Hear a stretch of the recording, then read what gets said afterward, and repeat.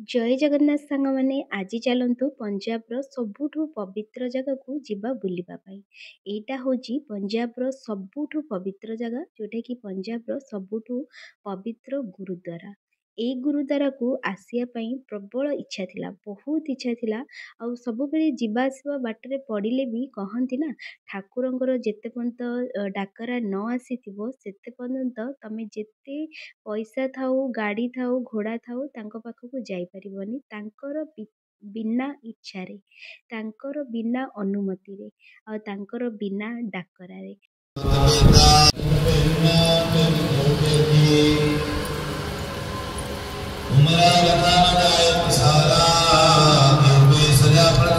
ଗୁରୁଦ୍ୱାର ସବୁଠୁ ପବିତ୍ର ଏଥିପାଇଁ କାରଣ ଗୁରୁ ନାନକ ନିଜେ ପାଦରେ ଚାଲି ଚାଲି ଆସିକି ଏଇଠି 14 ବର୍ଷ ରହିଥିଲେ।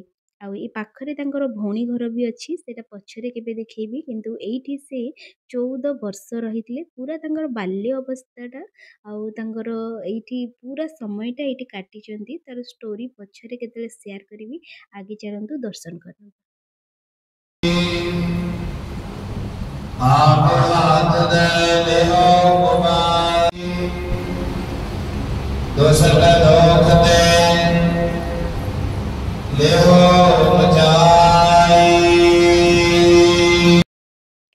ଭିତରେ 10-15 ମିନିଟ୍ ବସିକିନା ପଳେଇ ଆସିଲି। ଭିତରେ ବସିଲେ ବହୁତ ଶାନ୍ତି ଲାଗେ, କିନ୍ତୁ ଭିତରେ ବେଶୀ ସମୟ ଭିଡ଼ିଓ କରିବାକୁ ବିଲକୁଲ ବି ଭଲ ଲାଗେନି, କାରଣ ଠାକୁରଙ୍କ ସ୍ଥାନ।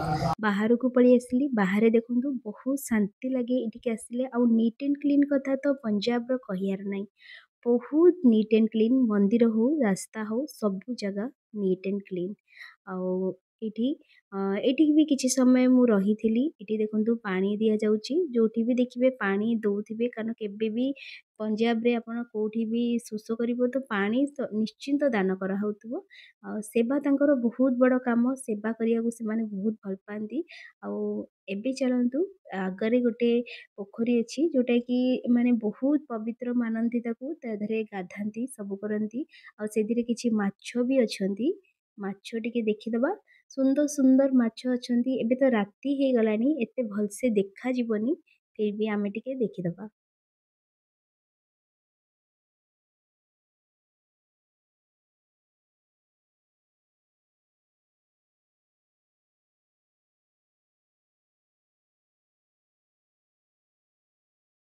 ଏଇଠି ଦେଖନ୍ତୁ ସମସ୍ତେ କେମିତି ପାଣିକୁ ଟିକେ ଟିକେ ମୁଣ୍ଡରେ ଛିଞ୍ଚୁଛନ୍ତି, କାରଣ ପବିତ୍ର ତାଙ୍କ ପାଣି ବହୁତ ପବିତ୍ର। କାରଣ ଗୁରୁ ଯେତେବେଳେ ଏଇଠି ଧ୍ୟାନ କରିଥିଲେ, ଗୁରୁ ଯେତେବେଳେ ଏଇଠି ବାସ କରିଥିଲେ ଏତେ ଦିନ, ତ ପାଣି ତ ପବିତ୍ର, ଜାଗା ପବିତ୍ର, ମାଟି ପବିତ୍ର, ଗଛ ପବିତ୍ର, ସବୁ କିଛି ପବିତ୍ର। ଆଉ ଶାନ୍ତି ବି ଲାଗେ। ପଞ୍ଜାବରେ ଯେଉଁ ଗୋଲ୍ଡେନ୍ ଟେମ୍ପଲ୍ ଅଛି, ସ୍ୱର୍ଣ୍ଣ ଟେମ୍ପଲ୍, ତାଠାରୁ ବି ଏଇଟାକୁ ପବିତ୍ର ବେଶୀ ମାନନ୍ତି, କାରଣ ଏଇଠି ସେ ଗୁରୁ ନିଜେ ଆସିକି ପାଦରେ ଚାଲିକି ଆସିକି ଏଇଠି ରହିଥିଲେ। ଆଉ ପାଖରେ ତାଙ୍କର ଭଉଣୀ ଘର ବି ଅଛି। ଭଉଣୀ ଘର ବି ଏବେ ସେଇଠି ବି ଗୁରୁଦ୍ୱାର ହେଇଯାଇଛି। ଆଉ ସେଇଟା ଟିକେ ଛୋଟ ଅଛି, ୟାଠାରୁ ଏଇଟା ଟିକେ ବଡ଼ ଅଛି। ମାଛ କେତେ ଅଛନ୍ତି ଏଥିରେ, ବହୁତ ସାରା ମାଛ। ଏବେ ଆଉ କିଛି ଦିନ ପରେ ଗୁରୁ ନାନକଙ୍କର ଫେଷ୍ଟିଭାଲ ବି ଆସୁଛି, ସେଇଟା ବହୁତ ବଢ଼ିଆ ଭାବରେ ସେଲିବ୍ରେଟ୍ ବି ହୁଏ।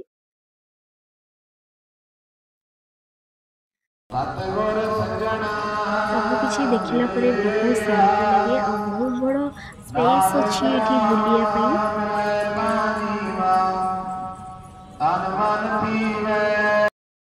ମୋ ଝିଅକୁ ଖେଳିବା ପାଇଁ ଏଠି ବହୁତ ବଡ଼ ଜାଗା ମିଳିଯାଇଛି, ଦୌଡ଼ିବା ପାଇଁ। ନିଶ୍ଚିନ୍ତରେ ସେ ତାର ଦୌଡ଼ୁଛି ସବୁଆଡ଼େ।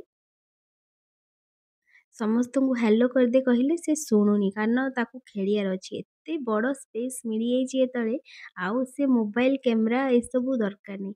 ଆକ୍ଚୁଆଲି ପିଲାମାନଙ୍କ ଠାରୁ ଯେତେବେଳେ ମୋବାଇଲ ଦୂରକୁ କରିବାର ଥାଏ, ତାଙ୍କୁ ସବୁଠୁ ବେଷ୍ଟ ତାଙ୍କୁ ଆଉଟସାଇଡ୍ ନେବା, ସେଇଠି ଖେଳିବାକୁ ଦେବା, ପାର୍କ ହଉ କେଉଁଠି ବି ହଉ। ତାପରେ ଆମେ ଲାଷ୍ଟରେ ଆସିଥିଲୁ ଭଣ୍ଡାରା, ଯେଉଁଟାକି ଆସିଲେ ଭଣ୍ଡାରା ଟିକେ ପାଇବା କଥା, ପାଇବାଟା ନିଶ୍ଚିନ୍ତ, କାରଣ ବହୁତ ଭଲ ଏଇଟା ପ୍ରସାଦ।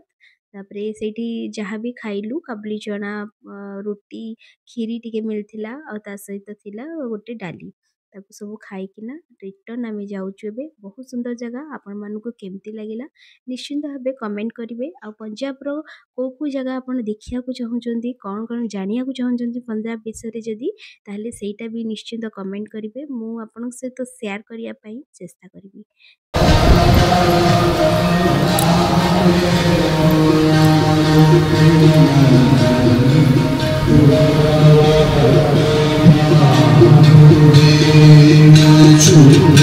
So